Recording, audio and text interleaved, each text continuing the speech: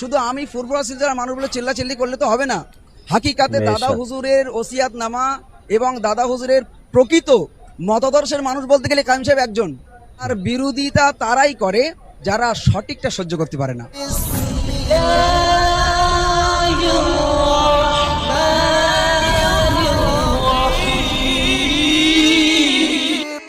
আপনারা সকলেই জানেন গজল শিল্পী সাইফুদ্দিন আমিনী ব্যক্তিটাকে আমি পার্সোনালি ভালোভাবে চিনি।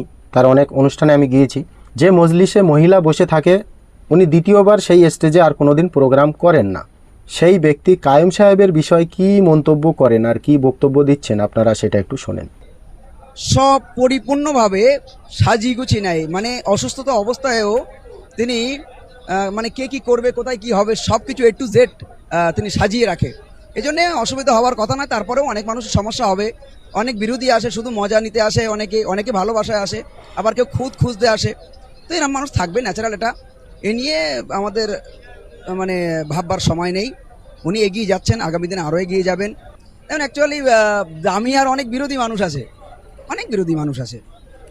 আর বিরোধিতা তারাই করে যারা সঠিকটা সহ্য করতে পারে না। বেশক ভাই, সুবহানাল্লাহ সুবহানাল্লাহ। এবং তাদের ভেতরে যে যা মোটামুটি নিয়ত নিয়ে চলে, কিন্তু জামিয়া দিনের পর দিন এগিয়ে যেমন যাচ্ছে আগামী দিনে যাবেও, কেউ রুখতে পারবে না ইনশাআল্লাহ। এতটুকু আশাবাদী আমি, কারণ মুফতি সাহেব হুজুর হকের পথে আছেন এবং এগিয়ে যাবে দিনের পর দিন ইনশাআল্লাহ, এতটুকু কামনা করি।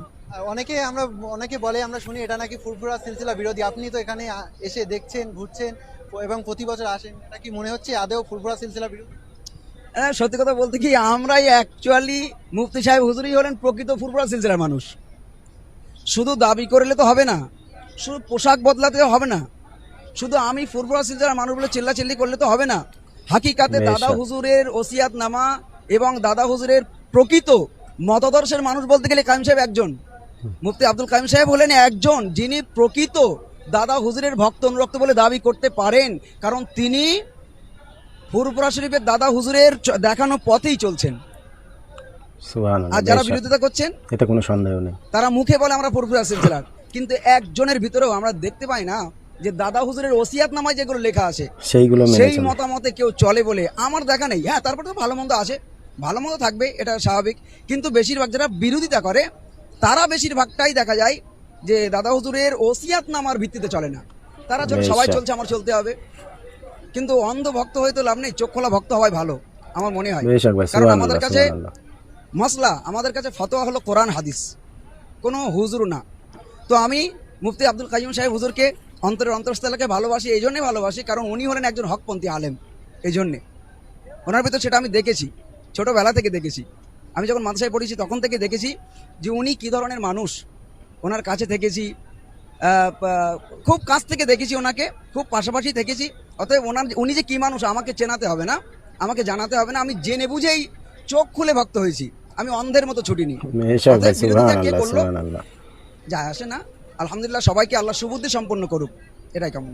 এতক্ষণ আপনারা শুনলেন গজল শিল্পী সাইফুদ্দিন আমিনীর মুখের কথা। তিনি তানার যে বিচারধারা মুফতি আব্দুল কাইম সাহেবকে নিয়ে, সেই বিচারটা তিনি মিডিয়ার সামনে রাখলেন। আমি জানি এগুলো দেখেও অনেক মানুষ সাইফুদ্দিন আমিনীকে গালাগালি করবে, অ্যাটলিস্ট আমাকে যারা করে তারাও ওনাকেও গালাগালি করবে। কিন্তু আমি একটা কথা বাংলার সকল মানুষকে বলতে চাই, যদি আপনারা সত্যিই মনে করেন এটা যে হাসরের ময়দানে প্রিয় নবী মোহাম্মদুর রাসূলুল্লাহ সাল্লাল্লাহু আলাইহি ওয়াসাল্লাম আপনাদের জন্য সুপারিশ করুক, তাহলে আপনাদেরকে কোরআন হাদিস একটুখানি ঘেঁটে দেখতে হবে যে কোন ব্যক্তি এই বর্তমান জামানায় আমাদের ওয়েস্ট বেঙ্গলের ভিতরে হকের উপরে আছে, কোন ব্যক্তি দাদা হুজুরের মতদর্শের উপরে চলাফেরা করছে আর চলছে। দাদা হুজুর সকল পীরের রওজায় গিয়ে চেক করতেন যে তাদের আওলাদরা কি করে, তাদের পীর তাদের মুশরিকদের রেখে যাওয়া গদিতে বসে তারা কোনো শিরকি কাজ করে না তো। আর সেটাই দেখার জন্য দাদা হুজুর সকল পীরের মাজারে, সকল পীরের রওজায় যেতেন। গিয়ে দেখে তারপরে উনি ওসিয়াতনামা 25 নম্বরে লিখেছিলেন যে আমার ভয় হয় যেন আমার আওলাদদের ভিতরে এই রকম আওলাদ না হয়। কিন্তু দুঃখের বিষয়, আজকের এই ফুরফুরার জমিনে যদি 72 জনা দাদা হুজুরের বংশের ছেলে থেকে থাকে, তাদের ভিতরে 60 জন মানুষ দাদা হুজুরের মতদর্শকে মেনে চলে না। তারই কারণে আজকের বাংলার মুসলমানের এই অবস্থা। নবীর মেম্বারে উঠে জলসা হয় না, খালি গিবত করে বেড়ায় কিছু অংশের পীরজাদা এবং কিছু অংশের আলেম।